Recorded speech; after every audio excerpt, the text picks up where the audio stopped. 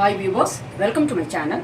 இன்னைக்கு நம்ம ஒரு வத்தல் குழம்பு பார்க்க போகிறோம். வத்தல் குழம்பு பொடி எப்படி பண்ணுறதுன்னு பார்த்துட்டு வத்தல் குழம்பு பண்ண போகிறோம். வத்தல் குழம்புக்கும் என்னென்னா, வத்தல் போட்டு பண்ணுறது வந்து சுண்டக்காய் வத்தல், மணத்தக்காளி வத்தல், கொத்தவரங்காய் வத்தல் போட்டு பண்ணுறது வந்து வத்தல் குழம்பு.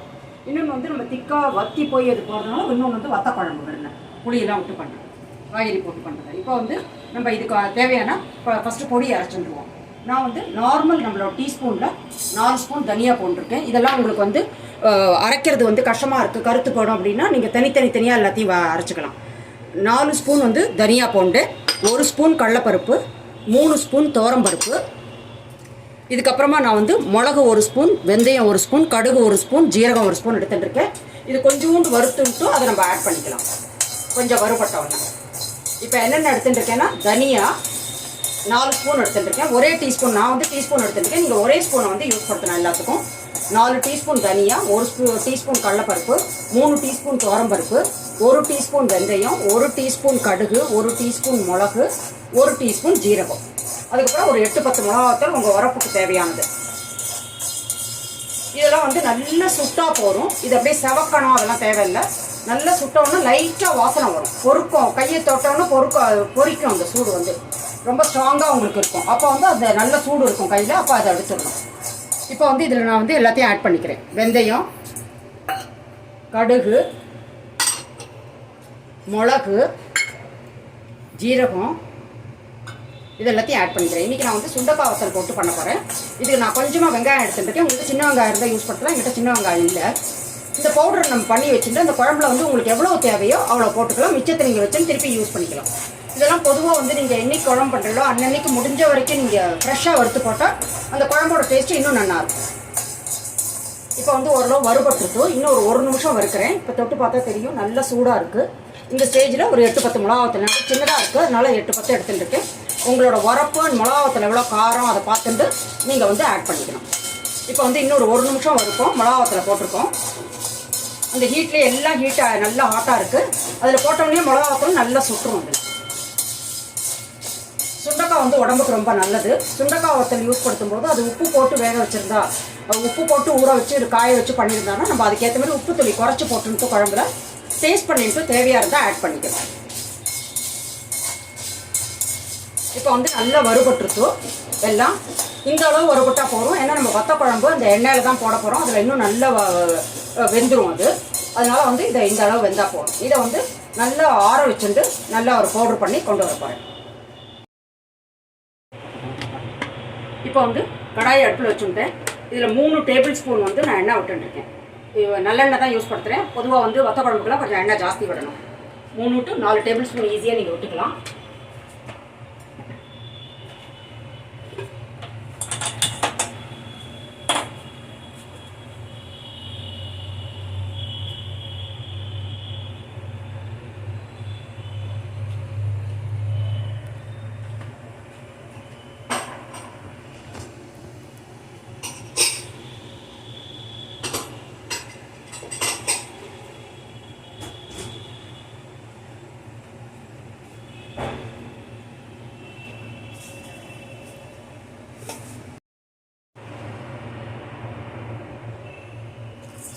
இப்போ வந்து 1 டீஸ்பூன் வந்து கடுகு போட்டுருக்கேன். கொஞ்சமாக நான் நிறைய போடல, அதுலேயும் வந்து நம்ம போட்டுக்கிறதுனால வெந்தயம் வந்து ஒரு 15-20 வெந்தயம் போட்டுருக்கேன், அவ்வளோதான். இப்போ வந்து இருக்கிறதுலே சின்ன சைஸில், பெரிய வெங்காயம் ரொம்ப சின்ன சைஸில் இருக்கிறது வந்து நான் உங்களுக்கு கட் பண்ணி வச்சுட்டுருக்கேன்.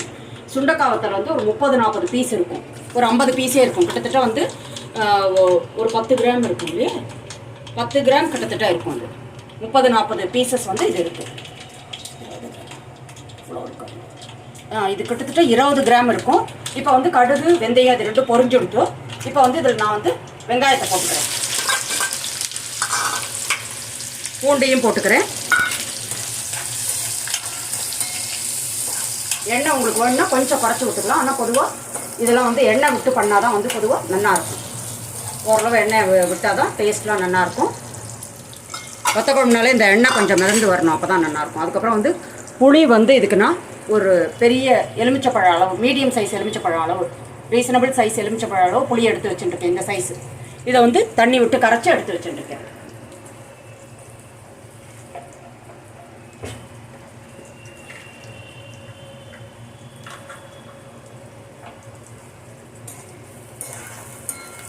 இது ஓரளவு வதங்கிடுத்து. இந்த ஸ்டேஜில் வந்து சுண்டக்காய் வத்தல் போட்டுக்கிறேன். நான் சுண்டக்காய் வத்தல் நல்லா வதங்கணும். இது நல்லா வதங்கின்னு இருக்கட்டும். இதில் கொஞ்சம் வதங்கிறதுக்காக கொஞ்சம் சால்ட் போட்டுக்கிறேன்.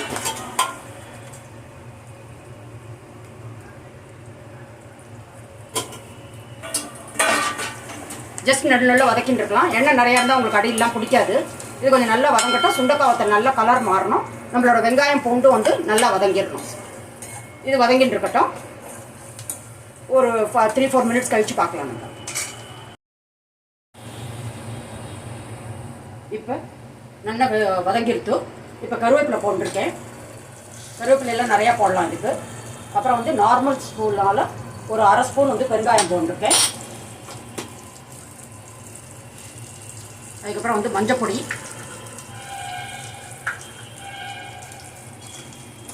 ஒரு வதக்கிண்டு.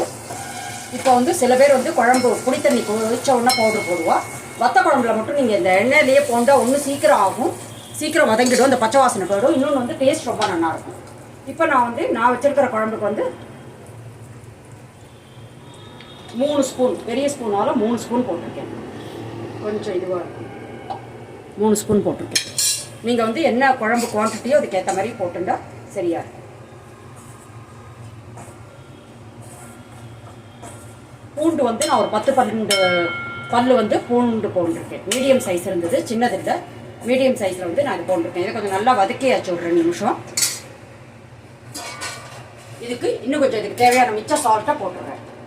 முன்னாடி 1/4 பங்கு போட்டிருந்தேன், இப்போ 1 ஸ்பூன் போட்டுடுறேன். சரியா? யாருக்கு வந்து பிடிக்குமோ லாஸ்ட்டாக வந்து நீங்கள் வெல்லம் சேர்த்துக்கலாம் ஒரு பீஸு. அது பொதுவாக வந்து உங்களுக்கு புளிப்பு உரப்பு ஏதாவது ஜாஸ்தியாக இருந்ததுன்னா அதை பேலன்ஸ் பண்ணணும். மற்றபடி இது உங்களோட லைக்கிங் தான், வெல்லம் போடணுமா வேண்டாமாங்க. இப்போ நான் வந்து கரைச்சி வச்சுருந்த புளி வந்து நீங்கள் எவ்வளோ வேணா நிறையா கரைச்சி வச்சு கொஞ்சம் தண்ணியாக பண்ணிக்கலாம். இல்லை நல்லா கெட்டியாக கரைச்சி வச்சா சீக்கிரமாக கொதிச்சிடும், சீக்கிரமாக திக்காயிடும். நான் இப்போ வந்து புளி தண்ணியை விட்டுட்டேன் இதில். இப்போ வந்து புளி தண்ணி நல்லா பச்சை வாசனை போக கொதிச்சிருக்கும். அந்த பவுடர்லாம் நல்லா வெந்துடும்.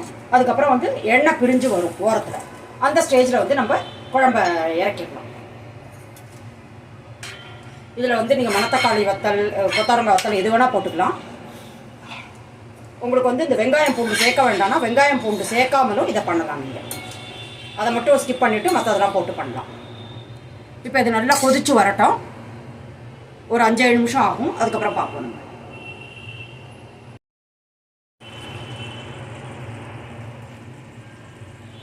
இப்போ வந்து 7-8 நிமிஷமாக நல்லா கொதிச்சுட்டு உங்களுக்கு தெரியும் எண்ணெய் பிரிஞ்சு வந்திருக்கிறது. இப்போ நம்மளோட குழம்பு வந்து ரெடி ஆகிடுது. இதில் மேலாக கொஞ்சம் நல்லெண்ணெய் ஒரு 2 ஸ்பூன் விட்டு இதை இறக்குறேன், பச்சை நல்லெண்ணெய். இப்போ நம்மளோட அருமையான டேஸ்டியான வத்தல் குழம்பு வந்து ரெடி ஆகிடுது. இப்போ வந்து இதை நான் சர்விங் பவுலில் மாற்றிடுறேன்.